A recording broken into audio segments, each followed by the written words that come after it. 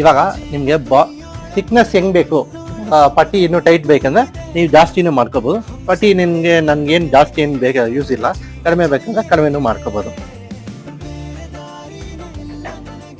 ಇವಾಗ ಈ ಮಿಷಿನಲ್ಲಿ hole spare Kittu ನಿಮ್ಗೆ ಸಿಗುತ್ತೆ. ಬೆಲ್ಟಿಂದ ಸ್ಪ್ರಿಂಗ್ಸು, ಒಂದು ಬ್ರೇಕ್ ರಬ್ಬರು, ಫ್ಯೂಸಸ್ಸು ಇದೆಲ್ಲ ನಿಮಗೆ ಸಿಗುತ್ತೆ. ಒಂದು ಆಯಿಲ್ ಕ್ಯಾನು, ಸ್ಕ್ರೂ ಡ್ರೈವರು,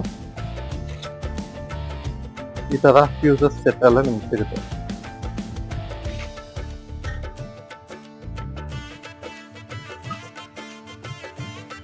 ಇವಾಗ ಮಿಷಿನ್ ಆನ್ ಮಾಡಿಬಿಟ್ಟು ನಿಮಗೆ ಟೈಟ್ನೆಸ್ ಹೆಂಗಿದೆ, ಟೈಟ್ನೆಸ್ ಹೆಂಗೆ ಅಡ್ಜಸ್ಟ್ಮೆಂಟ್ ಮಾಡಬೇಕು ಅದೆಲ್ಲ ತೋರಿಸ್ತೀನಿ ನೋಡಿ.